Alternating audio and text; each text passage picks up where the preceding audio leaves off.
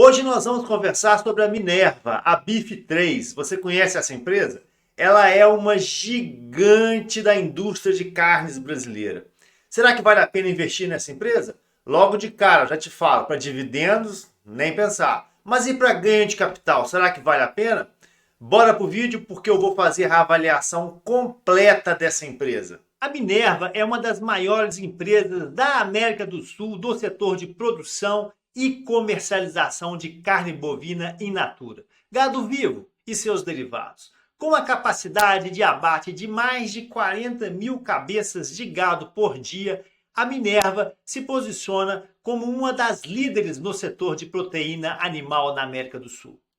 A estrutura operacional da Minerva é muito robusta, com 46 plantas industriais distribuídas pelo Brasil, Argentina, Paraguai, Uruguai, Chile, Colômbia e Austrália. A estratégia da Minerva tem se concentrado na expansão geográfica, buscando diversificar seus mercados e reduzir a dependência de um único país ou região. A aquisição de plantas da Marfrig na América do Sul é um exemplo recente dessa estratégia, visando ganhos de sinergia e aumento da capacidade produtiva. Nos últimos anos, a Minerva tem trilhado um caminho de crescimento agressivo por meio de muitas aquisições.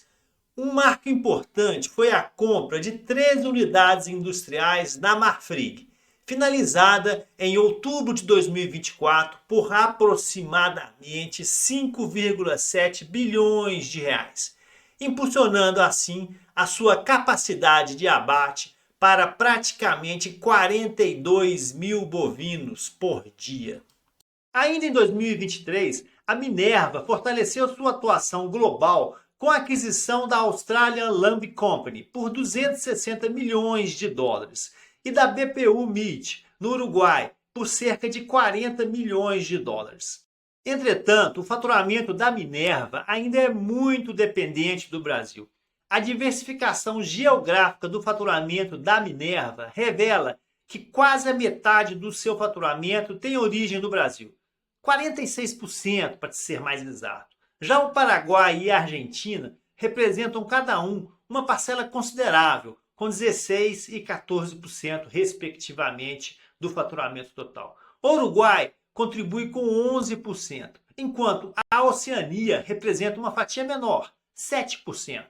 A Minerva está exposta a diversos riscos inerentes ao setor de atuação e ao cenário macroeconômico global. Entre os principais riscos destacam-se variação cambial. Uma parcela significativa da receita da Minerva é gerada em dólar, enquanto parte dos custos e dívidas podem estar em outras moedas, incluindo o real. Flutuações cambiais podem impactar significativamente os resultados financeiros da empresa. Outro ponto é o ciclo do boi. A disponibilidade e o preço do gado são fatores cruciais para a rentabilidade da Minerva. Variações no ciclo pecuário, com períodos de menor oferta e preços mais altos, podem pressionar significativamente as margens da companhia. O mercado internacional também é um risco para a empresa. A demanda e os preços nos mercados internacionais são influenciados por diversos fatores, como políticas comerciais, sanidade animal e condições econômicas globais. Alterações nestes cenários afetam significativamente as exportações da Minerva.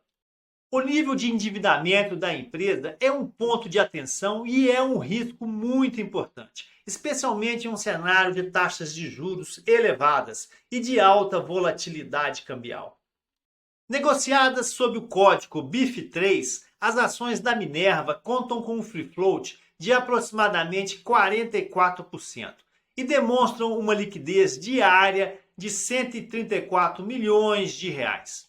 Em relação aos dividendos, a média de dividendos pagos nos últimos anos foi de aproximadamente 5%. E em 2021, ela chegou a pagar cerca de 10% de dividendos. Mas em 2024 ela não pagou nada. E considerando seu endividamento, é melhor o investidor não contar com o pagamento de proventos nos próximos anos. O beta da Minerva é alto, mensurado em 1,58, indicando que para cada 1 ponto de variação do Ibovespa, espera-se uma variação de 1,58% no preço da ação da Minerva. E a volatilidade? A volatilidade da Minerva é alta, estimada em cerca de 45%. Então, pessoal, vamos fazer a análise da Minerva, né? Análise econômico-financeira. Eu utilizo a análise dinâmica de balanços e para isso eu peguei aí os balanços patrimoniais da Minerva dos últimos 6 anos, fiz uma reclassificação para auferir 3 indicadores: capital de giro, necessidade de capital de giro e saldo de tesouraria. E pessoal, a partir de hoje eu vou começar a fazer vídeos com a parte financeira mais curto, tá? Colocando somente os principais pontos, né, para vocês não perderem muito tempo, né? Logo de cara eu gosto de fazer a avaliação aqui do gráfico de blocos, né, para entender que empresa que é essa, né? Peguei os dados aqui do gráfico de blocos, construí o meu gráfico de blocos com base nos dados do primeiro trimestre de 25 e vejo uma empresa que tem uma liquidez muito relevante aí na faixa dos seus 8,7 bilhões de reais, né? Mas como que essa empresa consegue tanto dinheiro, né? Que todo mundo sabe que a Minerva é uma empresa endividada, né? Grande parte desse dinheiro vem do capital de giro, né? A Minerva tem aí um saldo de capital de giro de 7,4 bilhões de reais e tem uma necessidade de capital de giro negativa de 1,3 bi. E isso é bem diferente, né? Uma empresa desse segmento ter uma necessidade de capital de giro negativa, né? A gente tem que tentar entender. E aí, como parte da minha proposta, pessoal, eu vou colocar somente os pontos importantes, tá? Esse aqui, pessoal, é o gráfico, né? E o gráfico mostra que a necessidade de capital de giro ela é negativa, né? E o saldo de tesouraria ele está muito elevado, muito amarelinho, né? Muito lá em cima, porque ele realmente é a somatória do capital de giro, que é positivo, mais o saldo de tesouraria, que é negativo, né? Esse aqui é o saldo de tesouraria, pessoal. Para quem não sabe, o saldo de tesouraria ele é mensurado, né, através de uma soma simples, né, com saldos das contas de caixa, aplicação financeira, e eu deduzo os empréstimos, né, e financiamentos de curto prazo, né? E aí a gente percebe o quê? Que a empresa tem um volume de dinheiro muito grande, né? Olha aqui, são 7 bilhões de reais de caixa, mais quase 5 bilhões de aplicações financeiras de curto prazo e apenas 3 bilhões, né, de empréstimos de curto prazo. Isso mostra que a Minerva é uma empresa que tem uma liquidez muito grande no curto prazo, né? Mas como assim, né, pessoal? Todo mundo sabe que a Minerva é uma empresa endividada, por que ela tem tanto dinheiro no caixa parado no curto prazo, né? E vamos lá fazer a investigação. Aqui é a conta do capital de giro próprio, né? Ele mostra que o capital de giro está numa crescente, saindo de 2,6 bi, batendo seus 7,5 bi. E o capital de giro, pessoal, ele tem crescido de forma sistemática, né? Principalmente a partir do ano de 2022, tá? O que fez com que o saldo de capital de giro da empresa fosse tão alto? A conta de empréstimos, tá, pessoal? O capital de giro ele é calculado pelas contas não cíclicas do passivo menos as contas não cíclicas do ativo, né? Quanto maior for o passivo, melhor, né? E o que a gente percebe é que a empresa está pegando muito empréstimo, né? De 2022 para 2025, ela pegou mais de 14 bilhões de empréstimos, né? Sendo que de 23 para 24 foram algo em torno de 7 bilhões de reais de empréstimos. Esses 7 bilhões de reais de empréstimos que ela pegou de 2023 e 2024 foi para custear, tá, os investimentos em imobilizado e intangível que a empresa fez de 23 para 24, que nada mais é do que a compra da operação da Marfrig no Brasil, né, que custou algo em torno de 7 bi. Além disso, teve a aquisição de um frigorífico na Austrália e de outro frigorífico no Uruguai. Então, se o capital de giro da empresa Minerva ele é positivo, isto se deve aos empréstimos, tá? As outras contas não tem praticamente variação nenhuma. É uma empresa que tem muito empréstimo de longo prazo, né? 24 bilhões de reais, e esse volume de empréstimo ele é mais do que suficiente para custear a aquisição das empresas da Marfrig, né? Dos frigoríficos da Marfrig, e isso dá uma liquidez para a companhia, né? Sob o ponto de vista da necessidade do capital de giro, quando a gente olha aqui, a gente percebe que a Minerva é uma empresa que saiu de um faturamento de 17 bi, está batendo seus 34 bilhões de reais, mas a necessidade de capital de giro ela ficou negativa de 2021 para 22. E de lá para cá é uma constante, necessidade de capital de giro negativo, né? E por que isso aconteceu com a Minerva, né? Basicamente em função de decisões gerenciais. A conta de fornecedor, né, da Minerva, ao longo desses anos, de 22 para 26, ela cresceu de forma muito forte, né? Observe aqui o saldo em 2022 era 3,5 bi, o saldo no primeiro trimestre de 25 foi 6,8. Então, ao longo aí de 3 anos, ela aumentou essa conta de fornecedor em 3,3 bilhões de reais. Isso aqui demonstra que a empresa mudou a sua política de fornecedores, né? Fatalmente, né, ela está com prazo de pagamento mais dilatado, ela está apertando mais aí a turma que fornece insumos para a empresa, né? E por outro lado, essa conta de outras obrigações aqui, né? Eu não abri aqui, mas eu fui lá nas informações trimestrais, abri lá direitinho e consegui entender que essa conta de 23 para 24, ela teve uma variação muito grande de quase 3 bilhões de reais, né? Saindo de 1,8 bi para 4,6. E isso aqui, pessoal, se diz respeito à política de crédito. Hoje a companhia ela estabeleceu uma nova política de crédito na qual os clientes eles têm que fazer pagamentos antecipados para colocar pedido junto à Minerva, né? Então você percebe que essa necessidade do capital de giro ela fica negativo, mas ela fica negativo basicamente em função da conta de fornecedor, né? A Minerva está apertando seus fornecedores com prazos de pagamentos mais dilatados e ela cresceu essa conta de outras obrigações porque ela está apertando os clientes também, né? Para colocar pedido tem que deixar dinheiro, tem que colocar antecipação, né? E ao longo desses anos aí ela está aí hoje no primeiro trimestre de 25 com um saldo de 3 bilhões de reais de adiantamento de clientes, ok? Agora vamos dar uma olhadinha nos resultados de performance. Bora lá. Em relação à performance, a gente vai na DRE. E eu peguei 4 contas, que é o faturamento, o CMV, o EBIT e o lucro líquido, né? Faturamento é o ponto forte da empresa, né? A empresa praticamente dobrou o faturamento, saindo de 17 bi e indo para 34 bilhões, né? E isso em 5 anos, né? De 19 para 24. O CMV da empresa ele está consolidado aí na faixa dos 80%, né? Já desde 2022 para cá está batendo isso. Esse número me causou estranheza. Eu não achava que a Minerva tinha um CMV tão alto, né? E esse CMV alto tem seu impacto, né? Olha o EBIT. O EBIT é pequenininho, pessoal. Olha aqui, ó, em torno de 7%, de 6 a 7%, né? Olha aqui, 7,1, 7,6, 7,8, 7,5. Então é uma empresa que, em virtude do CMV ser muito alto, ela tem um EBIT muito baixo, né? No ano de 2024, a empresa ela fechou com um prejuízo de menos 4,6. Agora, no primeiro trimestre de 25, ela já fechou no positivo. Mas é uma empresa que, quando dá lucro, dá um lucro muito pequeno, né? Se você fizer uma média aqui dos últimos 5 anos, isso aqui deve dar 2, 3% de lucro líquido, né? Um lucro líquido muito baixo. Mas a pergunta que fica é a seguinte: por que o lucro líquido é baixo, né? E a resposta está aqui e está de vermelho.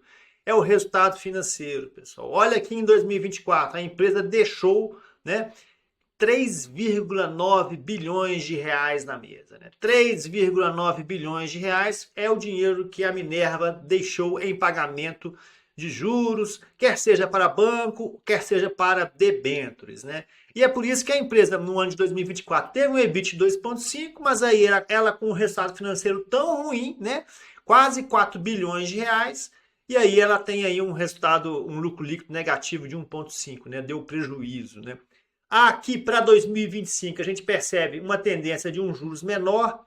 A Minerva está fazendo uma nova reconfiguração da sua dívida, teve algumas debêntures. Agora em 2025 ela está fazendo um aumento de capital, vai colocar mais 2 bilhões de reais para dentro da empresa, vai diluir os sócios, né? Quem não quiser colocar dinheiro vai ser diluído, né?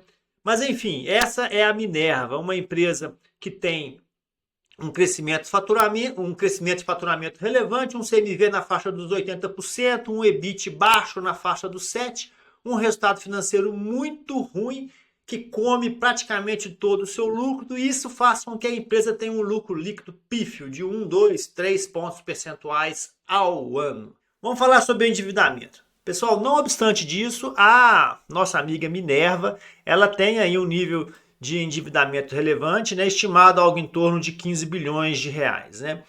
Isso é muito ou isso é pouco? Né? Essa medida de 15 bi é uma medida absoluta, né, é um dinheiro. A gente sabe se isso é muito ou se isso é pouco quando a gente analisa através do indicador que eu gosto de fazer, que é a dívida líquida dividido pelo EBIT. Né? Então eu pego a dívida líquida da empresa, que está estimada em seus 15,6 bilhões de reais, dividido pelo EBIT. Né? No caso, eu dividi pelo EBIT de 2024, que é 2,4 bi. E aí, 15,6 dividido por 2,4 dá 6,4. Esse aqui, pessoal, é o indicador de endividamento da Minerva. Né? É um indicador muito ruim. O legal é que fosse no máximo 1, no máximo 2, no máximo estourando. Né? O dela é 6,4. Né? É uma empresa que tem uma dívida líquida muito alta, estimada em torno de 15,6 bi, e ela está com uma geração de EBIT baixo. Né? Então isso faz com que ela seja caracterizada como uma empresa de alto endividamento. Né? Olha aqui, pessoal. Aqui no curto prazo ela tem algo em torno, agora em 25, né, 2025, algo em torno de 3 bi de dívidas de curto prazo e 24 bilhões de longo prazo. Né? Nós vimos isso quando a gente analisou o capital de giro e a necessidade do capital de giro. Né? Mas enfim, é uma empresa que se caracteriza por esse endividamento. Tá? Bora lá, pessoal! Afinal de contas, vale a pena investir na Minerva? Então vamos por partes. Se você é um investidor que busca dividendos, já vou falando para você logo de cara, esquece a Minerva. A Minerva não é uma empresa que se caracteriza por pagamentos de dividendos de forma constante. Não é e provavelmente não vai ser nos próximos 5 a 10 anos, ok? A Minerva é uma empresa de crescimento. E nos últimos 5 anos ela dobrou o seu faturamento, saindo aí da faixa dos seus 17 bilhões de reais e batendo aí seus 34 bi em 2024. É uma empresa de crescimento. E nós vimos que esse crescimento foi obtido através da aquisição de novas operações. Ela comprou um frigorífico na Austrália, comprou um frigorífico no Uruguai e comprou 13 frigoríficos da Marfrig no Brasil. Investiu algo em torno de 6 bilhões e meio de reais lá pelos idos de 2023. Esse crescimento inorgânico, pessoal, teve um custo e é um custo muito relevante, né? Hoje nós podemos dizer que a Minerva é uma empresa endividada, ela tem uma dívida líquida que está orçada hoje em aproximadamente 15,6 bilhões de reais e o indicador dívida líquida dividido pelo EBIT está estimado em 6,4, o que é muito, né? Isso significa que a empresa tinha que pegar todo o seu EBIT por 6,4 anos para conseguir quitar a sua dívida líquida. Né? Isso por si só já mostra que é uma empresa endividada. Agora, esse EBIT, ao meu ver, ele é bem baixo. Né? E grande parte que justifica esse EBIT baixo é o CMV. A Minerva tem um CMV relevante, aí na casa dos 80%, e isso faz com que o EBIT seja baixinho, na faixa de 6, 7%. Como a empresa tem um endividamento relevante, né? Para vocês terem uma ideia, em 2024 ela deixou praticamente 4 bilhões de reais em resultado financeiro negativo na mesa. Né?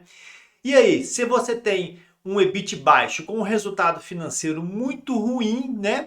Você tem um lucro líquido pífio. Né? A Minerva, no ano passado, teve sim prejuízo, esse ano teve um lucrinho de algo em torno de 1,5%, mas investir na Minerva hoje é saber que parte do seu resultado, o seu lucro líquido, vai ser muito impactado nesse endividamento, né? E ele é muito impactado também pelo custo de produção que é relevante. Então a Minerva é uma empresa que tem um lucro líquido médio aí na faixa de 2, 3 pontos percentuais.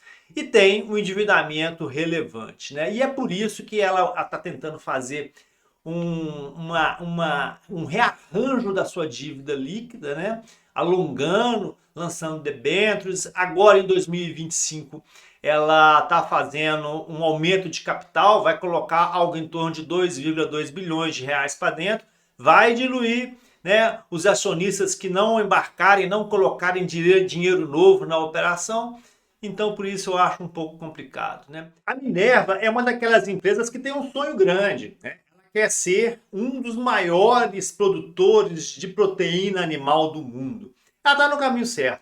Só que ela não tem dinheiro para isso, né? E é por isso que ela se alavancou absurdamente. E ela tem tanto medo dessa questão financeira que a alavancagem dela ela é desproporcional ao crescimento que ela precisava. Ela pegou muito mais dinheiro no mercado do que ela realmente precisava para financiar esse crescimento inorgânico, né? Então é isso. A Minerva é uma empresa que quer crescer, mas não tem dinheiro. E aí ela conta com o investidor, ela conta com o mercado para isso, né? Se você concorda com esse tipo de case, com esse tipo de proposta, né? Aí, enfim, tem que fazer uma avaliação com muito cuidado, né? Então é isso, né? A Minerva é uma empresa endividada, né? Que tem um EBIT baixo, que tem um CMV alto, que tem um lucro líquido baixo, que tem um resultado financeiro muito ruim, né? E eu não vejo perspectivas de alteração relevante desse cenário para os próximos anos. Então, pessoal, por todos esses motivos, eu estou fora da Minerva. A Minerva, para mim, não serve para pagamento de dividendos e não serve para fazer parte de uma carteira de longo prazo, visando oferir ganho de capital aí no longo prazo, ok? Gostou do vídeo? Já dá um like. Não gostou do vídeo? Não concorda comigo? Escreve aí nos comentários onde eu errei, qual é o seu ponto de vista, ok? Muito obrigado. Dá um like, não esquece não. Muito obrigado, fiquem com Deus e bons investimentos.